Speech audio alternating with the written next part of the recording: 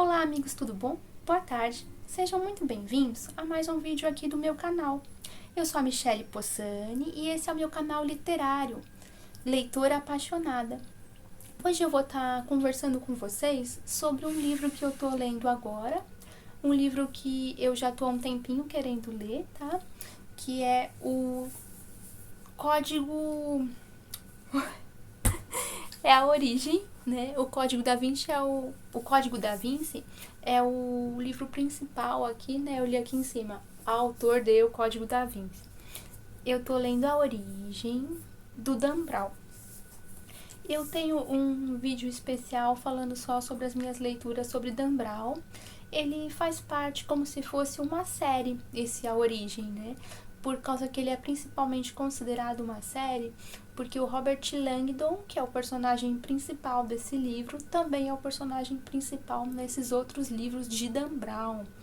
Eu vou deixar um link na descrição para um vídeo que eu explico, antes de eu estar lendo esse A Origem, eu expliquei sobre essa série, que ele também faz parte, mas ele também pode ser lido como um livro único. E eu super indico. O mais legal que tá sendo esse livro pra mim, né? Eu vou começar agora aqui o vlog pra vocês, né? As minhas primeiras impressões dele. Eu queria ressaltar, antes de mais nada, que eu não tenho o costume de marcar livro. Primeiro porque eu tenho muita dó dos livros, então eu não uso grifa-texto, né? Eu marco só com aqueles post-its.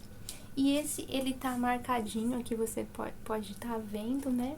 Até não sei se dá pra ver aqui, que esses meus marcadores, eles são de ursinho.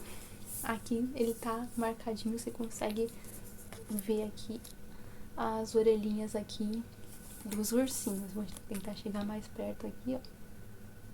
Ele forma uns ursinhos aqui de marcação. E aí eu vou estar explicando pra vocês porque que eu marquei esse livro, que nem eu falei, eu não tenho costume de marcar. Mas ele é praticamente uma enciclopédia de estudo, porque a gente aprende muita coisa com os livros de Dan Brown, tá? Ele informa, assim, principalmente descrição de lugares, descrição de regiões, né? Assim, tanto do ponto de vista arquitetônico, como do ponto de vista, assim, culinário, do urbanismo dos locais. Ele informa demais pra gente as coisas, tá? Então eu vou começar falando pra vocês um pouquinho só sobre a história aqui da origem pra nós, né? O Robert Langdon, ele é um professor de simbologista lá de Harvard, nos Estados Unidos, e ele, nos livros dele, na série coleção dele, ele tá sempre desvendando mistérios em lugares diferentes. Tem o link que nem eu já falei, né, na descrição, porque eu vou estar explicando um pouquinho mais disso lá no outro vídeo. Aqui eu vou falar só mesmo da origem e falar pra vocês um pouquinho dessas marcações que eu já fiz aqui pra vocês, tá? Então, deixa eu só ver aqui. Eu já cheguei no capítulo 31, na página 133. Esse livro ele tem 400 e poucas páginas, tá? A história geral da origem, ela se passa, vou ler aqui o resuminho atrás, ele fala: não importa quem você seja, nem no que você acredite, tudo está prestes a mudar. Que nem eu falei, o professor de simbologia de Harvard, o Robert Langdon, ele chega ao museu de Guggenheim, em Bilbao. A princípio ele foi lá assistir uma apresentação do que promete ser uma grande descoberta do Edmund Kirsch. Edmund Kirsch é o nosso personagem principal desse livro A Origem. E ele promete ter feito uma descoberta que vai abalar os alicerces de todas as religiões do mundo inteiro.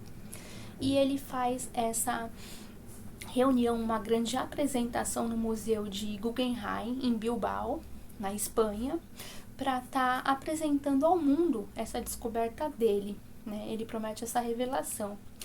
Um pouquinho antes, ele tinha feito uma reunião com líderes religiosos de várias religiões e contado essa descoberta. E ele estava muito preocupado com essa grande revelação que ele ia fazer, porque prometia abalar todas as crenças. Esse Edmund Kirsch, ele acredita muito na ciência e ele é ateu, ele não acredita em nada de religiosidade, né? Então, eu vou falar para vocês um pouquinho aqui dos pontos principais que eu marquei. Essa leitura está sendo muito enriquecedora e aprendizado, né? A primeira coisa aqui que eu marquei era uma coisa que fazia um tempo que eu estava querendo lembrar o nome. Para quem é católico, cristão, né? Como eu sou católica. A gente, quando vai lá na missa, na igreja, não sei se nas outras religiões também tem, o banco. O banco onde a gente vai assistir a missa, aí tem um determinado pontos, né, da missa, ou para rezar mesmo, a gente se ajoelha, né, no banco. E ele tem aquela parte de madeira atrás onde você se ajoelha. E aquele lugar onde você põe o seu joelho, ele tem um nome. E ele cita aqui o nome. Ele fala aqui num trecho, na página 24. Ávila se ajoelhou no genuflexório da comunhão, com o peito inflado de gratidão. Ou seja, genuflexório é o nome daquela madeira onde a gente ajoelha lá no banco da missa. Essa é uma das curiosidades que eu marquei aqui, que eu já tinha ouvido falar essa palavra, mas eu tinha esquecido e eu aprendi então aqui com o Dan Brown, o nome desse lugar, né, para ajoelhar, para rezar, né. O outro ponto que eu marquei é sobre Beethoven. Beethoven, o compositor do século, do século XVIII. O Dan Brown, ele informa aqui pra gente, lá na página 30, que o inventor da tecnologia da condutividade sonora pelos ossos foi o compositor do século XVIII, que ao ficar surdo, Beethoven ficou surdo, descobriu que podia fixar uma haste de metal ao piano e mordê-la enquanto tocava, o que lhe permitia ouvir perfeitamente através das vibrações do osso do maxilar. Então ele conseguia ouvir através da vibração do osso do maxilar. Mais uma curiosidade que o livro ensinou aqui pra mim, eu tô trazendo pra vocês. Então, por isso que eu gosto bastante de Dan Brown, porque ele traz muita coisa pra gente, é um estudo mesmo, muito aprendizado, e sem contar a riqueza de detalhes. Estou me sentindo lá na Espanha, né, eu que tenho formação acadêmica também em arquitetura, tá sendo demais ver isso. E um outro ponto também que chamou a atenção minha, né, eu não sei se outras pessoas teriam atenção a isso, é porque também no momento eu tô trabalhando com parte de exaustão, né, condicionamento de ar condicionado, né, condicionamento nos ambientes. E aí ele fala pra gente aqui no capítulo 3 sobre o grande museu lá de Guggenheim, que também é um museu que ele tem uma arquitetura maravilhosa. Depois eu vou até trazer alguma imagem aqui pra mostrar pra vocês no vídeo, né. Até essa escadaria, ela é lá desse museu, da capa aqui. Essa escadaria que mostra aqui na capa. Então, o que ele mostra pra gente é sobre a filtragem de ar que é feita no museu. Eu vou ler aqui um trechinho que ele fala pra gente, ó. O ar dos museus era o mesmo em todo o mundo. Ele é filtrado meticulosamente para retirar todas as partículas e oxidantes, depois umidificado, desumidificadores de ar, né, que são utilizados, com água ionizada até 45%. Eu achei super interessante esse trechinho da descrição, assim. Ele utiliza 3 linhas no texto para estar descrevendo só sobre como é a filtragem do ar que é necessária para que um museu não tenha, né, as obras não sejam contaminadas por partículas que podem ser oxidantes. Mais uma coisa assim super interessante aqui dele, gente. Do Beethoven, que eu já falei, né, que eu marquei. Aí aqui na página 101 ele fala do Palácio Real de Madrid, que é o maior da Europa. Além de ser uma das fusões arquitetônicas mais espantosas dos estilos clássico e barroco. Ele mistura esses dois estilos na construção. Ele foi construído no local de um castelo mourisco do século IX. A sua fachada de 3 andares com colunas imponentes ocupa todos 150 metros de largura da enorme Plaza de La Mairie, onde se situa. E o interior é um espantoso labirinto de 3.418 cômodos, que se espalham por quase 200.000 metros quadrados de espaço. É um palácio gigante lá de Madrid, né? E ele conta aqui um pedacinho pra gente. É um pouco das descrições que traz pra gente. Tô gostando muito de ler esse livro, né? E aqui um outro trecho que eu peguei. Aqui já é meio que uma poesia, que eu achei também muito legal. Ele fala: Antônio, estou preocupado. Logo, meu filho vai se ver ao leme de um navio. E aí ele compara aqui o navio. Um enorme navio. Um navio que ele não está preparado para pilotar. Por favor, oriente-o. Seja a sua estrela guia. Ponha sua mão firme sobre a dele, no timão, especialmente em mares revoltos. Ele faz um comparativo, né, sobre a vida, né, do menino. Acima de tudo, quando ele perder o prumo, imploro que o ajude a encontrar o caminho de volta a tudo que é puro. Então ele faz um comparativo aqui com o navio, né, direcionando, sabendo dirigir o leme de um navio. Eu achei também essa parte muito legal. E aqui a última citação, no capítulo 31, a ponte Izecheni. Eu realmente não sei se eu pronunciei corretamente, tá? Se alguém souber a pronúncia, pode falar aí pra mim nos comentários. Aí ele fala que é uma das 8 de Budapeste e se estende por mais de 300 metros através do rio Danúbio. Ele é um emblema de ligação entre o Oriente e o Ocidente. Essa grande ponte, ela é linda também. Vou ver se consigo trazer aqui a imagem dela, eu coloco aqui no vídeo depois. É considerada uma das mais belas do mundo, né? Então eu tô aqui já na página 150, tô gostando demais da história, quis mostrar pra vocês essas curiosidades, gente. Então, esse aí é mais ou menos o início do vlog. Ele talvez vai ficar um pouquinho mais longo, porque eu vou estar descrevendo também as coisas interessantes que eu estiver achando aqui pra vocês. Depois eu venho contar um pouquinho mais dessa história, então. Até o próximo vídeo, gente. Fica com Deus.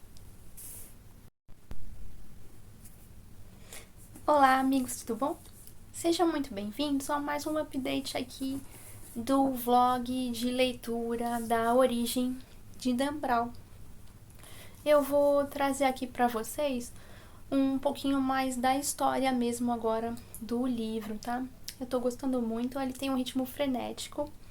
Eu tô demorando um pouquinho mais pra ler, né? Quem me segue vai ver que eu tô...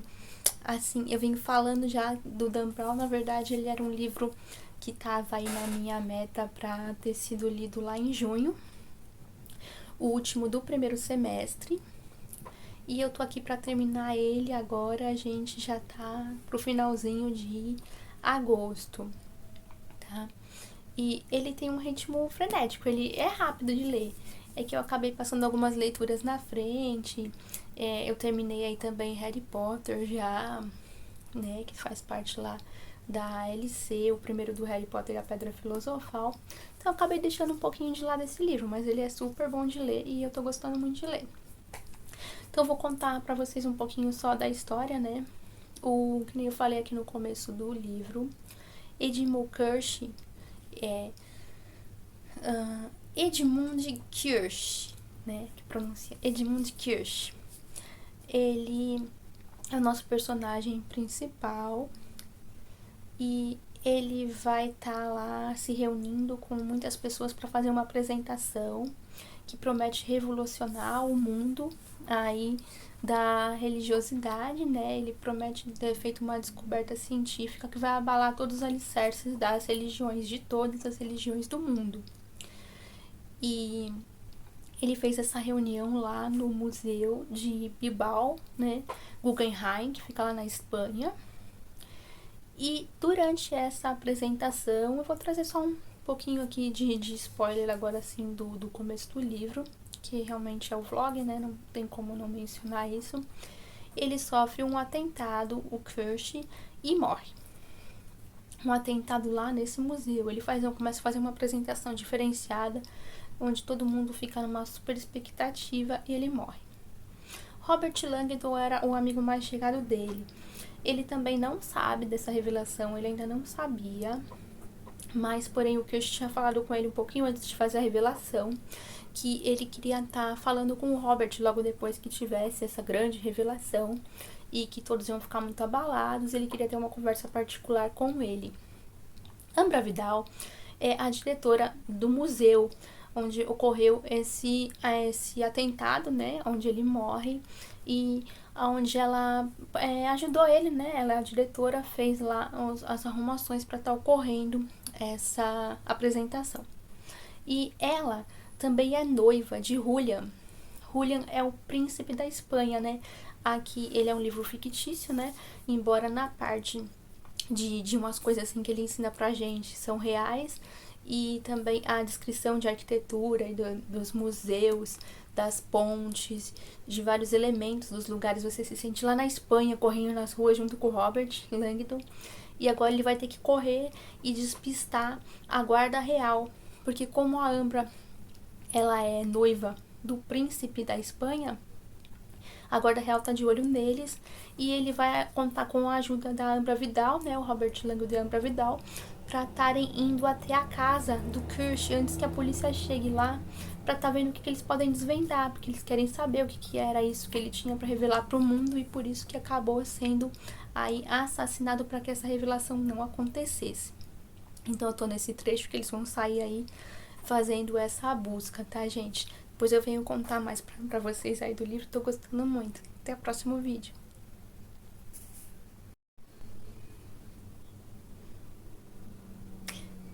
Oi amigos, tudo bom?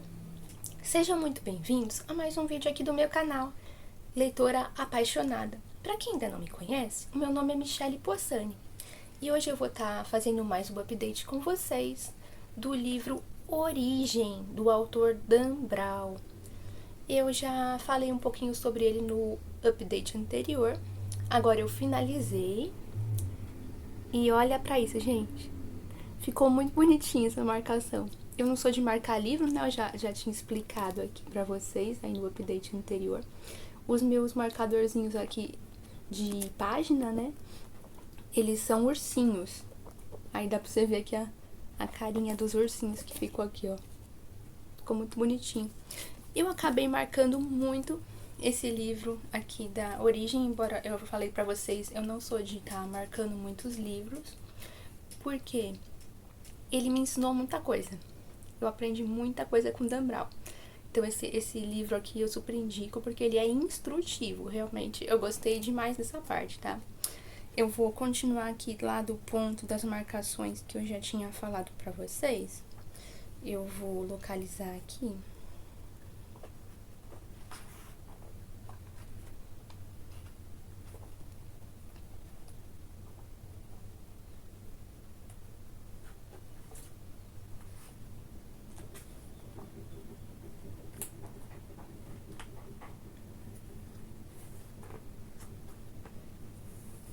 Então, a próxima marcação que eu tenho aqui, gente, é sobre o Gaudí, Antoni Gaudí, que é um arquiteto catalão lá da Espanha, né? Um lugar da Espanha, catalão, né? A localização dele.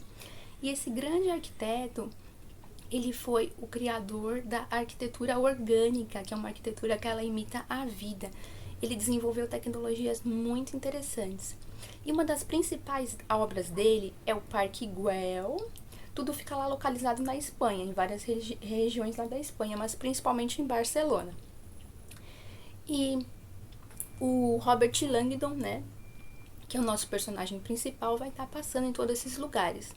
E através disso, o Dan Brown descreveu pra gente com muita perfeição todas essas obras. o Parque Güell, né, que é um gigantesco parque onde tem um paisagismo todo feito por esse arquiteto Gaudí, e tem diversas esculturas, porque além de arquiteto ele é pintor e escultor também, e desenvolvedor de muitas técnicas construtivas diferentes especiais nessa área da arquitetura orgânica, né? E aí, como formação minha também em arquitetura, eu adorei estar conhecendo aí essas coisas, essas curiosidades. Na verdade, eu já conhecia, né, Gaudí, logicamente, mas está ouvindo, está lendo, né, pela descrição do Dan Brown, foi muito enriquecedor, muito interessante. Super indico. Então tem o Parque Güell e a grande Sagrada Família, né, que é a grande igreja, né, a grande catedral, que está sendo construída até hoje, devido aos métodos construtivos utilizados. Ela está sendo construída há mais de 100 anos. E ele descreve aqui, ela é a basílica, né, da Sagrada Família. Ela ocupa todo um quarteirão em Barcelona. Apesar de uma base enorme, então ele continua a descrição aqui da Sagrada Família. As torres, elas são pináculos, intricadas e porosas, várias alturas, com um caprichoso castelo de areia, que ela imitaria um castelo de areia, erguido por gigantes travessos. Assim que estiver pronto, né, ela ainda está em construção, que nem eu falei, o mais alto dos 18 pináculos chegará a estonteantes 172 metros de altura. E ela é a igreja, ela vai ser, né, a igreja mais alta do mundo, eclipsando a Basílica de São Pedro no Vaticano. Por mais de 30 metros, ela vai ser maior do que a outra, tá? E Gaudí, ele descreve em várias partes aqui da obra, né? Ele também fala que o Edmund Kirsch, que é o nosso personagem principal, que faria a grande revelação do livro A Origem, né? Que é a pergunta que ele faz pra gente, que seria de onde viemos e para onde vamos, né? Que é a origem da espécie humana, né? O Kirsch, né, que fez aquela experiência, ele mora na Casa Mila, que é uma outra grande obra do Antoni Gaudí. Eu vou até trazer a imagem depois aqui dessas obras, quando eu fizer a edição do vídeo. Mas é super enriquecedor essas descrições, né? O Dan Brown, ele é demais, ele como é que eu posso dizer? Nessa parte de descrição, tanto dos lugares, quanto assim de aromas, você se sente no local com ele, tá? Ele é fora de série, né? Fora da caixinha as descrições dele. Não tenho nem palavras pra falar. Um outro texto que eu marquei é quando o Julián, o príncipe lá da Espanha, que contado na história, ele vai conhecer o Sepulcro Real. Ele é um lugar chamado Panteão dos Reis, disse o pai dele. É uma grande cripta, né, dedicada a estar enterrando os reis lá. E ele descreve, assim, de uma forma muito legal, que até a gente fica, assim, um pouco impressionado, dá um pouquinho de... Não seria medo, né? Você fala assim, nossa, ele tá entrando lá numa cripta. E ele fala aqui, deixa eu pegar um trechinho, a cripta real. O padre Julián havia levado a cripta a ele quando ele tinha 8 anos. Um labirinto de câmaras que transbordam de túmulos de crianças da família real, e também ele leva ele ali pra ver o túmulo da mãe dele. É uma parte assim meio, como é que eu posso dizer, meio dark, né? É uma parte assim do livro de terror, assim, né? Deixa eu ver aqui mais. A escada espiral é a escada da Sagrada Família. É uma escada que ela é considerada assim perigosa, porque ela é uma escada extremamente íngreme, né? Ele descreve aqui. E eu já tinha falado no começo do vídeo que essa escada aqui, ela era do Museu Guggenheim. E não é. Essa escada que aparece aqui na capa, né? Eu tinha me equivocado. Ela é da Sagrada Família. Essa escada é uma escada muito íngreme, que ela é descrita aqui com riqueza de detalhes, que ela pertence à obra da Sagrada Família lá em Barcelona, do arquiteto Gaudí também. É um outro ponto aqui que eu marquei.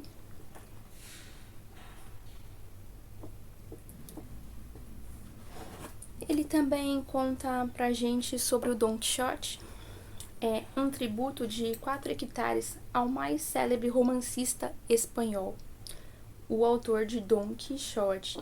Tem lá um parque chamado Parque de Cervantes. Ele descreve também com uma riqueza de detalhes muito legal esse parque. E faz essa menção aí ao Don Quixote.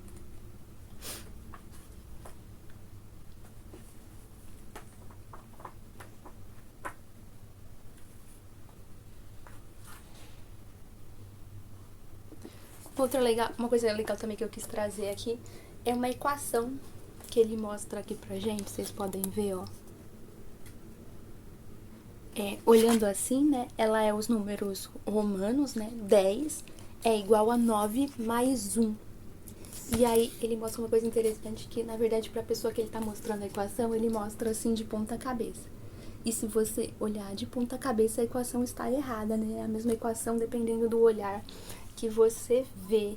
E aí quando ele traz essa equação, ele quer nos mostrar, né, que tem os pontos de vista diferentes. Às vezes você acha que a pessoa ela tá equivocada, ela tá errada, mas ela tá só vendo de um ponto de vista diferente. Aí quando ele vira e explica essa equação do ponto de vista correto, a pessoa consegue enxergar que tá certo essa equação. E olhando do outro lado, né, eles estavam de dois lados da mesa, estaria errado. Achei muito interessante aí para ele mostrar que os pontos de vista, né, às vezes não estão errado, né, uma analogia, né, que depende de como você olha, né, da sua vivência, você vai entender aquilo como errado ou certo, tá? Ele descreve um grande castelo, Montjuic, não sei se pronuncia assim, é o castelo de Montjuic, é uma ampla fortaleza do século XVII, empoleirada num penhasco íngreme, com uma vista ampla para o mar de Baleares.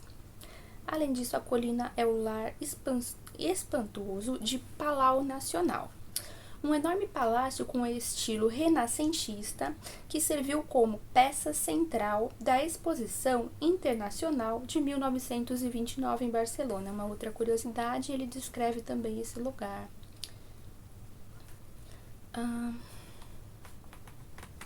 Bom, então as marcações é isso, né? Eu vou voltar então aqui para a história e o que eu achei desse livro. Eu gostei de estar trazendo assim essas curiosidades para vocês, por isso que eu também fiz bastante marcações no livro, né? São somente algumas das curiosidades que eu consegui estar aprendendo com esse livro, por isso eu super recomendo que ele seja lido.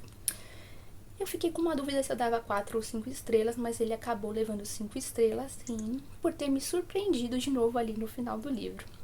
Quando eu começar a falar assim com um pouquinho mais de spoiler, principalmente do final, que eu vou ter que dizer para poder estar contando aqui porque que ele me surpreendeu e acabou ficando com as 5 estrelas, eu vou avisar para vocês. Mas aqui é um resuminho realmente geral, sem muito detalhe assim de spoiler. Pra contar realmente a história, acaba saindo algum pouquinho de spoiler. É que eu fico repetindo aí spoiler, gente, porque eu não gosto de spoiler, tá? Então eu não quero assim que ninguém assista e de repente eu acabe soltando alguma coisa que atrapalhe a leitura. Mas ele é super rico em detalhes, eu acho que vale super a pena a leitura, de qualquer forma. E até releituras, né, pra gente tá aprendendo aí, trazendo mais conhecimento. Ele traz, assim, conhecimentos de uma forma surpreendente. Eu não tenho palavras pra dizer quanto que eu gostei de estar aprendendo aqui com o Dan Brown, tá? Então, eu não ia dar 5 estrelas por conta de ele tem alguns pontos, né, Dan Brown é um pouco controverso por causa disso até. Ele desacredita, assim, a religiosidade. Ele até diz ali que a origem da vida ele vai mostrar aqui nesse livro e ele estaria abalando os pilares de todas as religiões, porque ele vai trazer a ciência como fonte aí da vida, né? E nada sobre qualquer religião que seja. Que todas as religiões, elas buscam aí uma origem da vida, um significado, né? Independente da religião que você seja. Eu sou cristã católica, né? E aí, nessa parte, então, ele ia levar 4 estrelas por conta disso, tá? Aí, na história geral, né, o Robert Langdon, ele vai estar indo atrás de fazer a revelação do Kirsch. Eu já expliquei, né, no update anterior. ele vai querer revelar essa grande experiência, né, que o Kirsch conseguiu descobrir para fazer a revelação da nossa origem. Ele disse que ele conseguiu cientificamente provar, né, de onde viemos e para onde vamos. E ele ia fazer uma revelação num vídeo ao vivo em um grande salão lá do Guggenheim, que era para fazer essa revelação quando ele foi lá assassinado ali no comecinho do livro. E o Robert, ele tá correndo aí junto com a Ambra Vidal pra tá indo atrás das coisas do amigo dele, Kirsch, pra poder tá descobrindo, né, o que é essa grande revelação. Ele tem o Winston ajudando ele, que é uma inteligência artificial criada pelo Kirsch. Ele consegue chegar lá, então, no grande computador ali do Edmund Kirsch, que é onde ele criou essa grande inteligência artificial do Winston, que tá ajudando ele em todo esse caminho. Aí no meio ele enfrenta vários perigos, vários problemas, né? Tem uma seita também, não sei se eu mencionei, que chama Igreja Palmariana. Na verdade, eles seriam uma igreja que ela não reconhece lá o Vaticano, então eles teriam um outro papa. É uma outra derivação lá da igreja cristã. E aí lá ele tem uma pessoa de lá deles, né, que ela vai acabar sendo aí contratada pra aqui a partir desse ponto, né, vai ter um pouquinho mais de spoiler, né, mas é realmente só pra explicando aí do livro. Essa pessoa ela vai acabar sendo contratada pra assassinando, né, no decorrer aí do livro, mas não é o grande segredo do livro ainda, né. Então não tem tanto spoiler nessa parte. Ele vai então, essa pessoa ela é contratada para fazer ali o assassinato do Kirsch. E ele depois vai atrás ali do Robert Langdon, lá dentro da Sagrada Família. E aí ali tem tipo uma batalha, ele vai estar correndo, né, atrás do Robert, ele vai estar ali fugindo, eles vão ter a ajuda de um outro bispo pra estar conseguindo ainda subir essa escada helicoidal aí. E eles estão ali tentando fugir dele com algumas manobras, ele tá armado. E ali eles vai tendo o desfecho dessa parte aí da história. Então depois o Robert Langdon ele consegue ali chegar até onde tá o computador que criou o Winston. Porque nessa perseguição que eles têm ali na Sagrada Família, ele acaba perdendo um celular que era do Kirsch, e ele tinha conseguido um desbloqueio para estar conseguindo continuar conversando com essa inteligência artificial, que tá dando os passos e ajudando ele a chegar no grande computador de onde ele foi criado. E aí ele vai descobrindo vários mistérios, ele tem que descobrir uma senha lá do Kirsch. Essa senha ela tá até nas obras de William Blake. E ele consegue ali como grande simbologista, né, de Harvard, lá professor simbologista e especialista em criptografia também, que o Robert Langdon e é muito legal ver essa parte aí das descobertas dele. Então ele vai lá e chega até esse gigante computador e consegue fazer então a transmissão do grande segredo. Aí a partir desse ponto vai ter um pouco mais de spoiler, tá? Vou estar avisando pra quem ainda não leu que vai ter spoiler realmente aí do final do livro. Aí ele faz então, né, o Robert Langdon consegue fazer a transmissão ao vivo ali do Kirsch. Aí ele já tem milhões e milhões de espectadores, muito mais do que ele teria lá no Guggenheim. Nessa altura do livro, ele já descobriu que o Kirsch ele estava com uma doença meio que terminal, uma doença terminal, né, um câncer terminal, antes de fazer aí essa revelação. E com a ajuda do Winston ele vai conseguir estar revelando, né? E aí que foi a surpresa do livro pra mim, que ele trouxe a utopia, né? Eu já expliquei até aqui nesse livro a diferença entre nesse livro. Desculpa, gente, confundi. Eu já expliquei também aqui nesse canal literário a diferença entre uma utopia e uma distopia, que eu gosto bastante de livros de distopia. E eu vou deixar no link, eu peço que vocês vejam sempre o link, tem muitas curiosidades lá. Eu já expliquei, né, que a diferença é que distopia, ele é um futuro apocalíptico, um futuro ruim, né, em termos gerais, que seria onde tem escassez de recursos naturais, entre outras coisas, uma coisa ruim. E a utopia seria um futuro perfeito, um paraíso, tudo bom. E a grande descoberta ali dele é sobre inteligência artificial e sobre o uso da tecnologia, que nos daria recursos limitados, ajudaria a evolução da espécie humana. Na verdade, ele mostra ali pra gente que através de uma simbiose, que é a junção dos seres humanos, como é conhecido hoje, junto com a inteligência artificial, a gente se tornaria praticamente, a grosso modo, seria dizer que seria como uns robôs, né? E a gente não poderia mais ser considerado, então, o Homo sapiens. A gente teria uma ordem de evolução de uma nova raça, que não fosse a raça humana Homo sapiens, fosse uma raça superior à nossa, que seria a junção do ser humano com o computador, com a inteligência artificial. A gente seria praticamente um robô, mas que teria a autonomia completa, um desenvolvimento de uma nova raça. Ele prevê, né, que o futuro aconteceria isso. Ele mostra lá vários gráficos, várias coisas que ele mostra que isso realmente viria a acontecer, né? Então, na verdade, são grandes questionamentos que ele conta aí a origem. E de onde viemos, ele mostra que seriam partículas do espaço, tem algumas teorias que teriam vindo por meteoros, que teriam caído na Terra, e aí aqui teriam encontrado as condições ideais para estarem desenvolvendo a vida. Então, essa é a grande resposta da origem e o segredo aqui desse livro, tá? Eu espero que vocês tenham gostado demais dessa resenha. Convido sempre para vocês estarem vendo outros vídeos do canal. Peço que vejam os links, tem muitas curiosidades em outros vídeos linkados aqui para vocês, tá? Então fica com Deus, gente. Até o próximo vídeo. Boas leituras a todos.